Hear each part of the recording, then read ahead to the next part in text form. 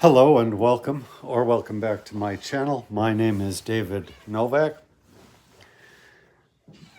This is going to be a little bit different, or it's going to be more of the same thing, depending on your viewpoint.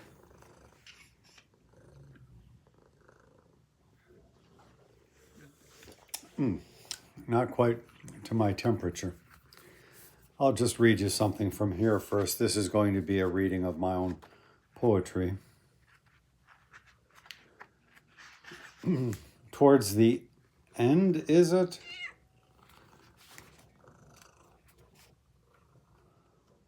There is a set of poems pertaining to the poet Dante. And I variously will consider them to be one poem or four separate poems.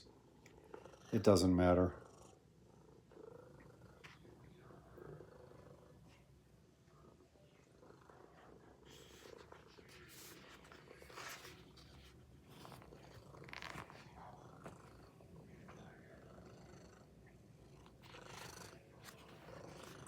And I'm trying to find the one that I want.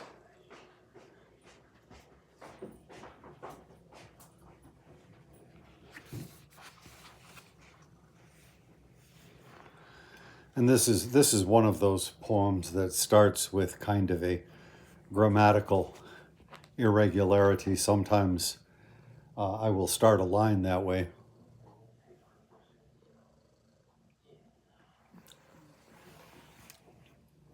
Of Dante.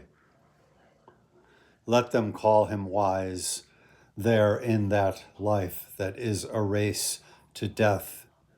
However, in mine eyes shall I discern a child's face. No thirst for glory him afflicts, that finds him lost within the hollow of barren wisdom's interdicts, but need that pressures him to follow. Did heroism play a part? He followed where the master led. For con ingenio e con arte, to trato qui, his Virgil said.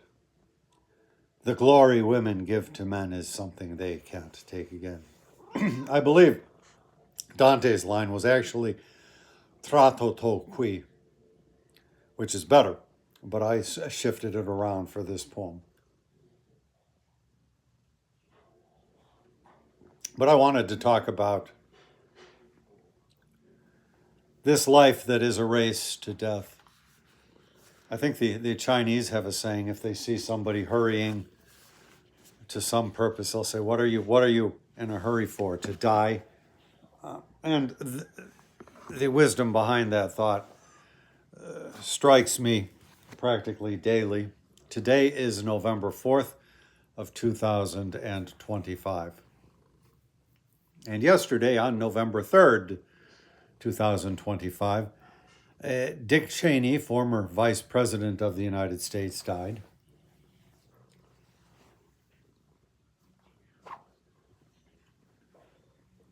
So, yesterday or the day before, I read some poems from my book Against Fascism. Sort of a precursor to this book I mentioned was a collection I entitled Small Poems. I was doing these pseudonymously. Now I have owned up and have them under my own name. Ignore the X, that was a passing fancy, and I wish I could get rid of it. Written during the Iraq invasion.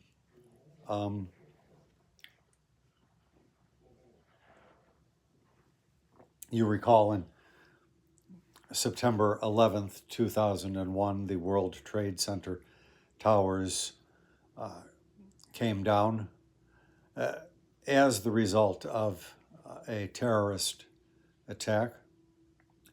And the administration, the Cheney-Bush administration, if you will, decided to use that as a pretext to go and attack Iraq and cause 1 million deaths there, 1 million civilian deaths, or something to that effect. I wrote a poem, something to that effect, in here and thought I had misstated, but it turns out I had not. So, in the tenor of my Against Fascism poems, I did write poems alluding to the situation at the time, and some of these have to do with Dick Cheney. So I went through and picked out poems that touched upon the man, or just upon the movement, or just in a couple of cases, I just thought, oh, I feel like I would like to read that particular poem today. So I'm going to read you some of these. I do not say that they are great poems by any means.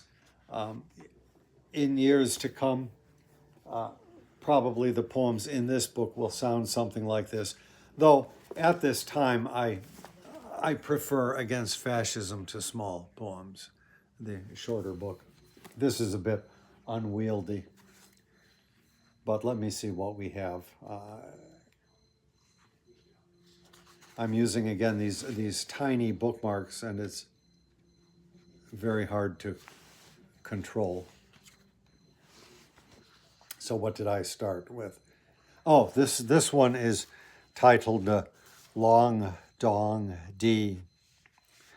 Long Dong Dick could hang a brick upon his genitalia, but when he sneered, some thought it weird and labeled him a failure. Yet exercising every day taught him to bring up chi. He hung a brick and let it sway. Oh, such a man was he.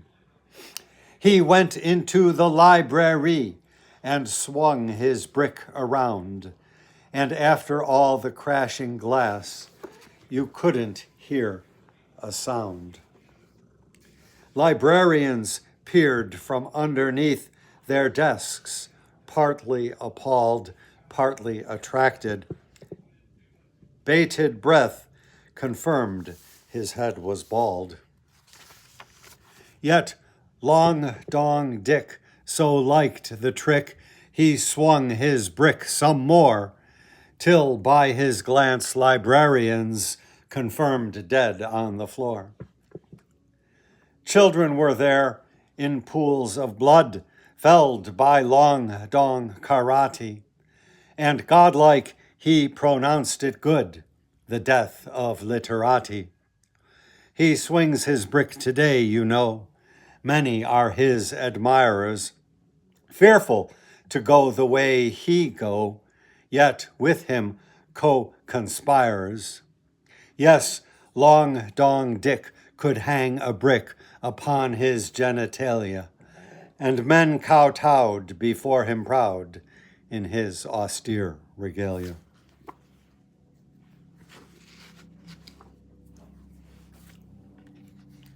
That sets us off to a nice tone.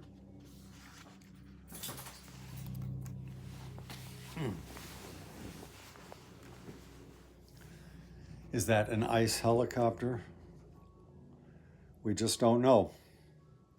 The city of Chicago under siege. Oh, well, this one does not pertain directly to Dick Cheney, but the import of it continues to hold ramifications to us today. It is titled Democracy Dying. I heard the mermaids singing each to each, and Shakespeare's sonnets ringing Stacy Keach. But like a whale marooned upon a beach, you never heard blood-curdling such a screech. Democracy is dying, oh, and men on shore are vying, oh, to get some blubber, blubber, blubber. Of that there's no denying, oh. If human voices waked us and we drowned, would it be perishing without a sound? Would we be inhospitably dumbfound to see it staked, harpooned, marooned, and bound? Democracy is dying, oh, from fraud, deceit, and lying, oh. For souls, no scrubber, scrubber, scrubber, though teeth will gnash midst sighing, oh. Well, he lived a good long life, and if his teeth be gnashing, it must be in the afterlife.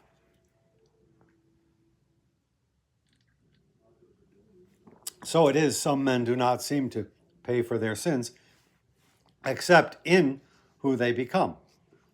And that is why I began with the thought about how life is a race to death. If you are young, you may not as yet be aware of it, but time is propelling every one of us very rapidly to our demise. And all that you can get out of this life is the sort of person that you want to be. This one has nothing to do. It's just one of my favorite ones, and I happened to see it. It is titled Captain Kopeikin. You may remember that the Bush administration, the Bush-Cheney administration, would always talk a big game about our boys serving over there. But when it came down to it, they, as with their party of Republicans in general, they do nothing to support the troops beyond words, beyond empty words. Just as today's current Trump administration has stripped veterans of all kinds of benefits. So this is about Captain Kopeikin. If you ever read Dead Souls by Gogol, you will know the name. My name is Captain Kopeikin. I will not go away. I've served in many armies, but it is Iraq today. Civilians have me in their sights and have me in their pay. But when it comes to benefits, then it's, what's that you say? Cannon destroyed my ears and scrambled all the brains inside. But politicians label me a nation's foremost pride. Alas, the springs of sympathy have all gone up and dried. For when it comes to benefits, then it's good lad abide. Soldier abide, they tell me, but I've been abiding long. Can't get no work, but I am broke that once was manly strong. Yet, though parades call up my name when there's a motley throng, when it comes to my benefits, then is something wrong? It's hard to hobble half a man, but I am growing old. Perhaps I have sweet children to be sheltered from the cold. And though they might be gratified their father was so bold, when it comes down to benefits, then it's patience to hold. You sent me to Fallujah when I couldn't find no job at home. It's robbing Peter whereby Paul so as to rob. But even in Iraq, a firing shots into the mob has brought me meager benefits when it's corn on the cob. God bless you all so civilized as I tried to uphold your words of truth and beauty. Thought your words were good as gold, in which I was mistaken, that am no more thought controlled. For now I know the benefits of its less than extolled. As Captain Kopeikin, I cannot die or go away, but rest upon your conscience, even while the children play. For my wounds grieve me less than must your own auto da fe. For when it comes to benefits, then it's your hell to pay.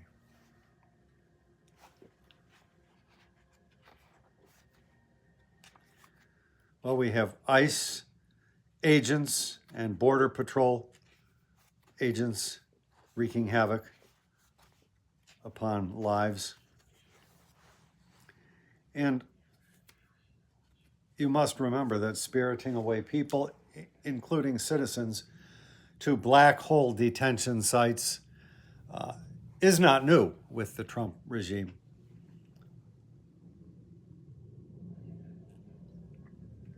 And who was the architect?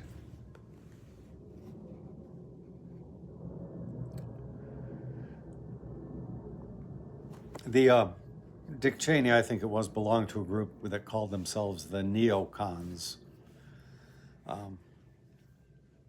And they had a philosophy.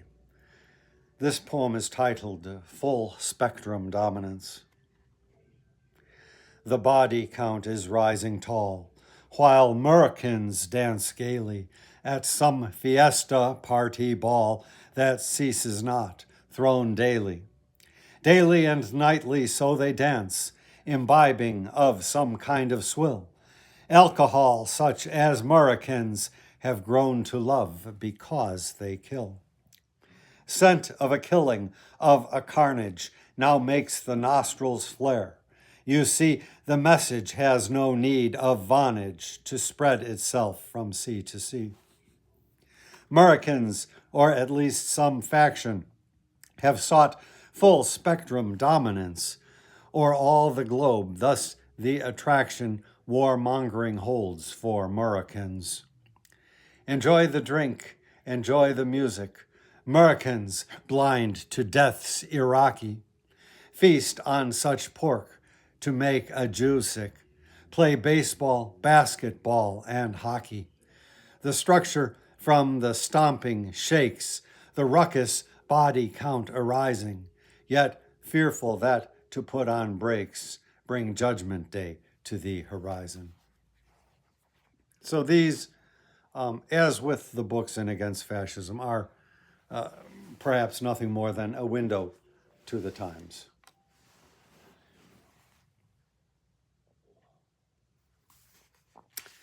This one is titled Here, Here. You may recall that Cheney had a company known as Halliburton, later Halliburton KBR, I think. Here, here. Because I work for, I don't think this is in the voice of Cheney. This is just in the voice of a war profiteer. Because I work for Halliburton, you know my pocketbook ain't hurtin'. It's better than an iron curtain, this Iraq gig, but that's for certain. So here's 3 cheers for profiteers. Inflation is the name. My tally for costs would raise the lowest valley, make e'en the meanest dingy alley seem a grand boulevard to sally. So here's 3 cheers for profiteers. Construction is the way it's done. A simple thumbtack so is spun. $1 million every one due the taxpayer. Isn't that fun? So here's 3 cheers for profiteers. I learned the business from the Veep. That excess then is yours to keep, quoth he. That markup sure seems steep, but then my pockets too are deep. So here's 3 cheers for profiteers. Too bad the world indigenous was knocked down here, but good for us remaking the Iraqis thus in our own image. What's the fuss? So here's 3 cheers for profiteers. And victims' tears, hear, hear.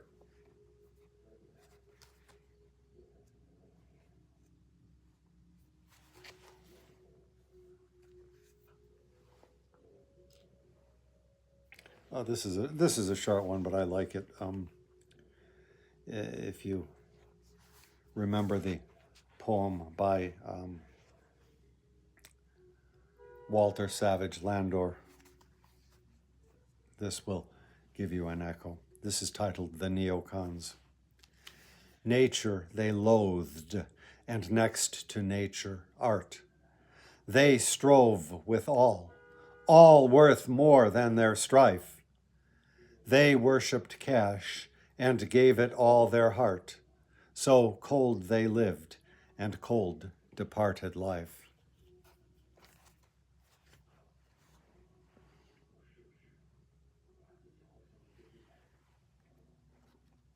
There may be more horns a-blowing.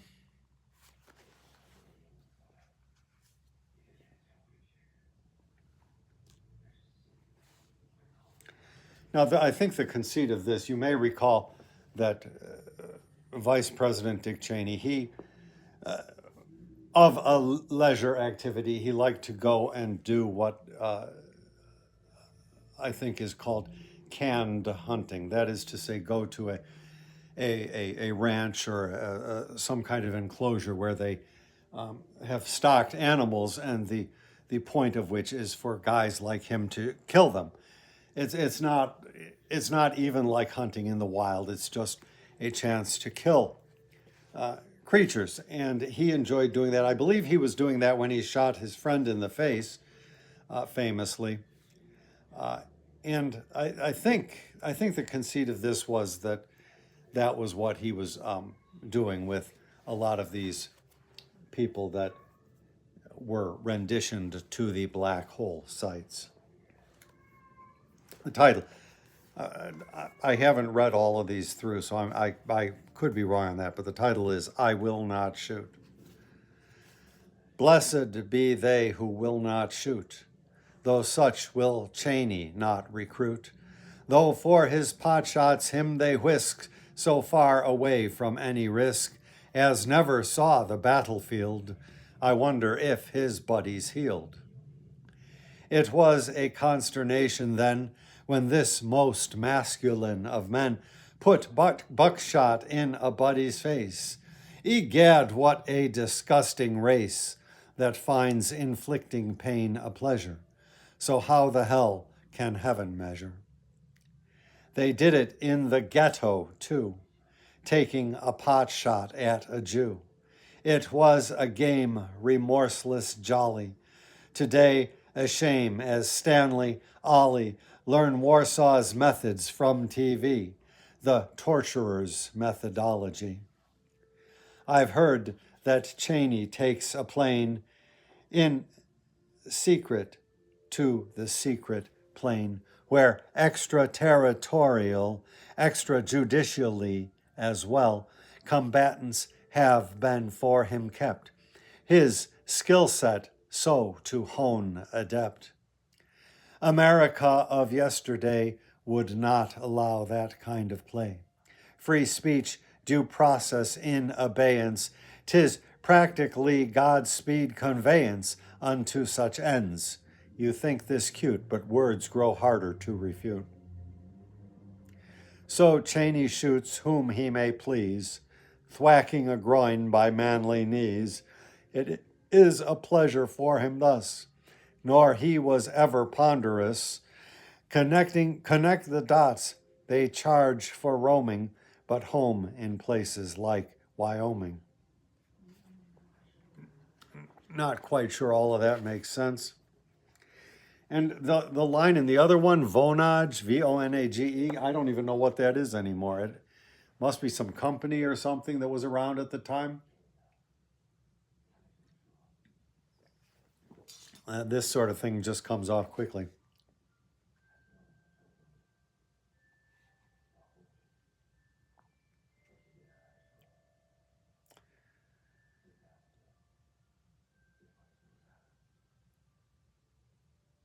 This one is titled The Meows in the Muse. And again, it's not one related to Dick, just something I felt like reading.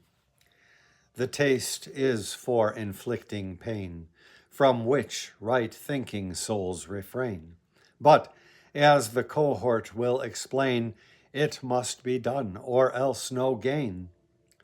Succinctly thus the hostile crew itself expresses, but the view terror and hatred only do to counter terror is not new. You thought Christ put the lie to rest, but as it seems he knew not best, So words of neocons suggest as keep him in the tomb, cold pressed. Regardless the efficacy or not, their way is not for me. I will not torture, neither be a party to their villainy.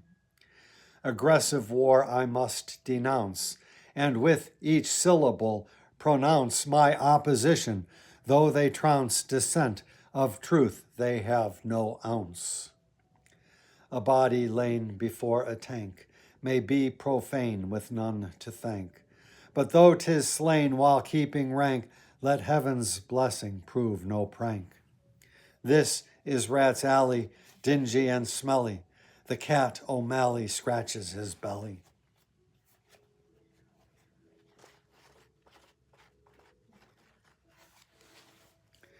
And this one, this is, you may recall, there was a radio talk show host called Rush Limbaugh. He got the Presidential Medal of Honor, I think, by Donald Trump in his first term.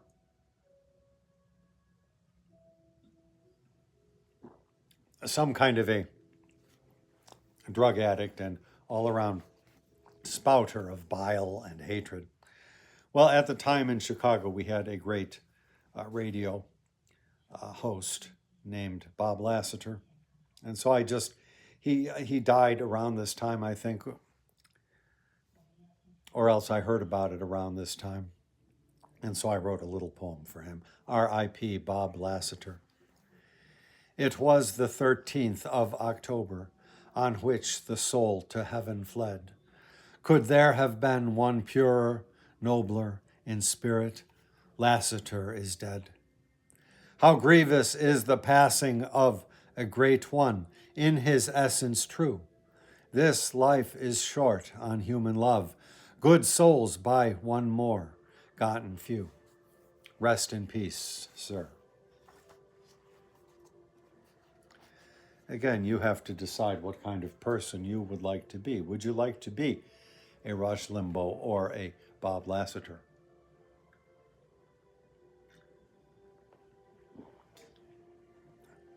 Hurry up and make that choice and build that ship of death. This one is called the Veeps Deferrals.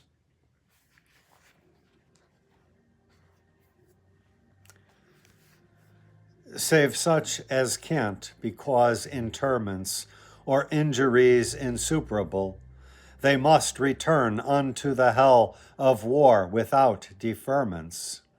Our soldiers fighting in Iraq, Afghanistan, despite perhaps having been twice or thrice, while gaps threaten, civilians squawk, indignant when the talk alludes to raising of a mandatory drafting, aware it is not glory to serve.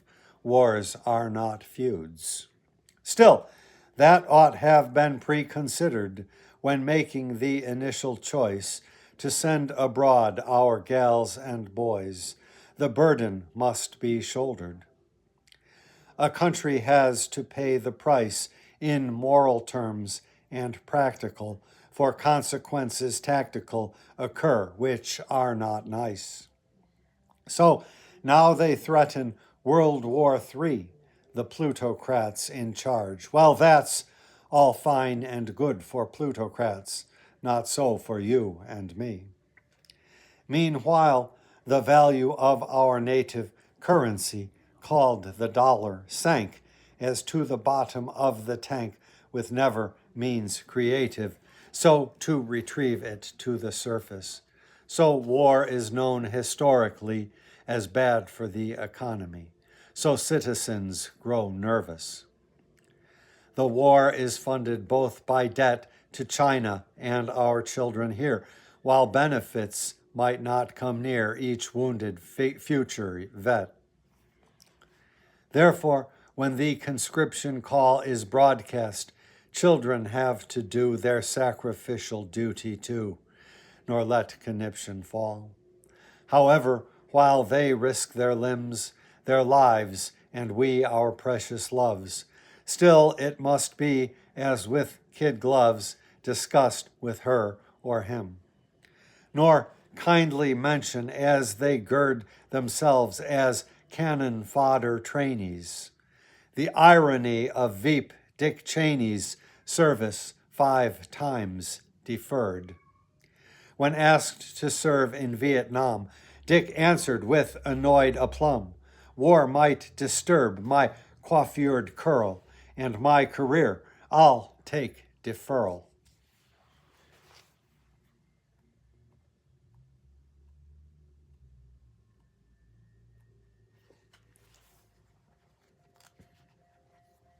And this is just two short poems about torture.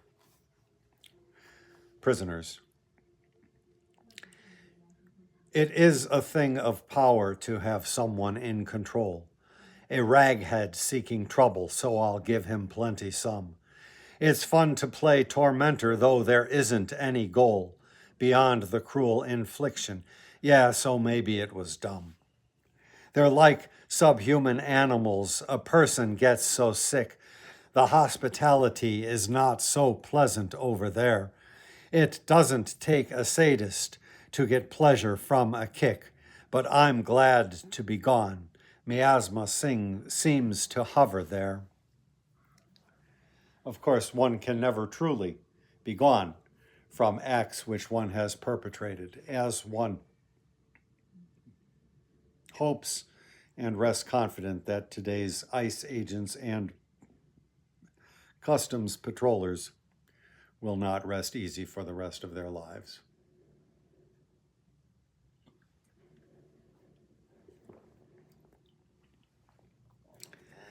The water border. You tie some wrapping on his face, and then you tie him down. So fixed, immobile, he has no recourse. Then when you pour the water, it is like to make him drown. As blind, he neither understands the source, nor can resist the awful press about to suffocate, controlled upon the inclines to prolong. Though in my vast experience, it's not too long a wait, if sometimes, though, the answers may be wrong. The answers obtained under torture, famously not credible.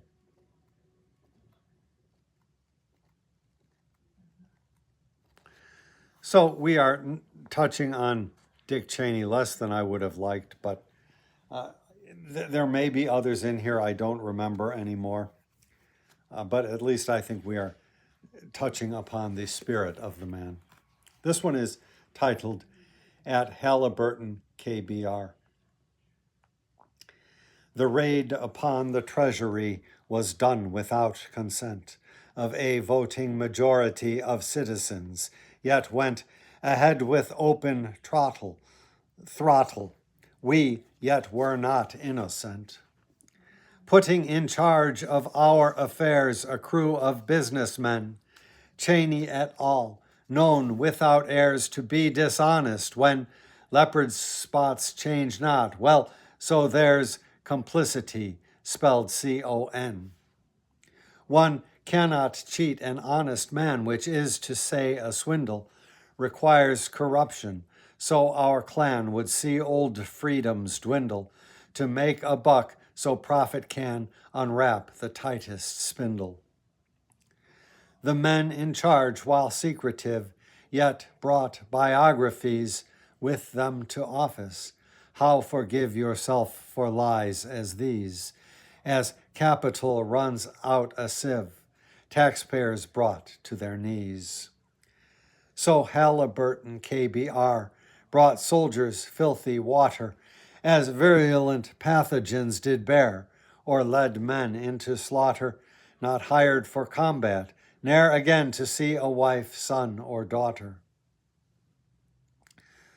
Throughout the overcharging scams, nor Congress put a word in, but followed dutifully like lambs, their conscience without burden, dithering as in dithy rams, while all of it deferred in. So Cheney, as was once the boss at Halliburton, which owns KBR, was at no loss whom to award with rich contracts, so he would lightly toss to buddies with a twitch. It's fun to drive a Cadillac paid by the sap taxpayer, as managers did in Iraq, the bureaucratic layer most valued, always in the black with government defrayer. No love of country motivates, just ask an employee there. Though propaganda obfuscates, still I'd not want to be there, because impiety there.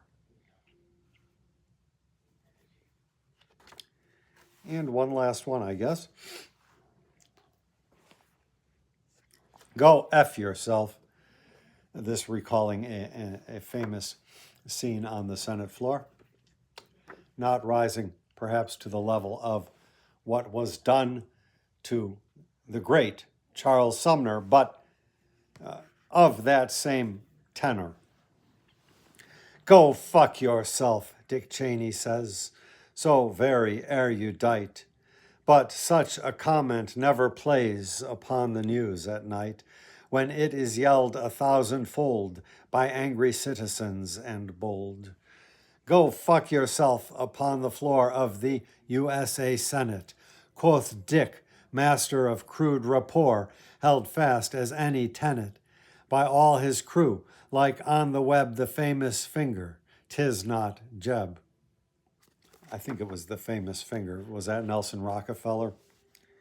'Tis you, America, accept this kind of crudity in speaking, have grown most adept, all dressed in nudity, like as that famous emperor, whom none would tell his ass was bare. Go fuck yourself. With these elected, you ought to be ashamed. So liberties go unprotected.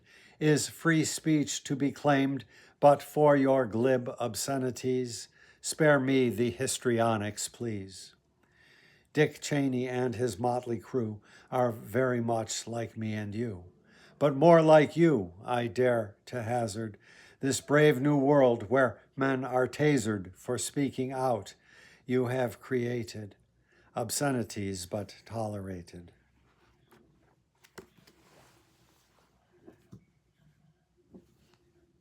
And that is that.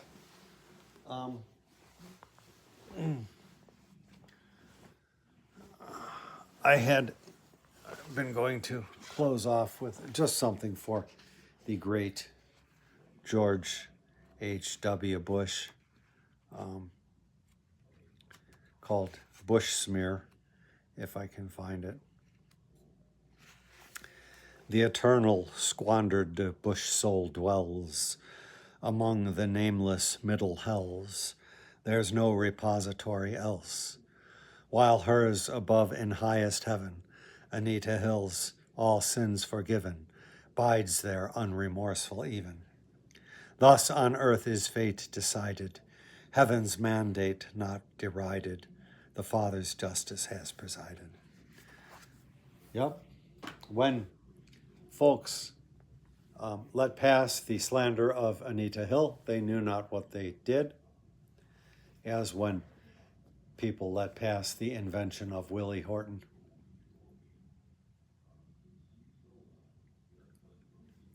And now we see all of the strange fruits that such ancient history has borne. Thank you for stopping by my channel. Small Poems is available at the same place where you can buy this. You might want to get a set, but if you don't, that is fine as well. Thank you for stopping by my channel.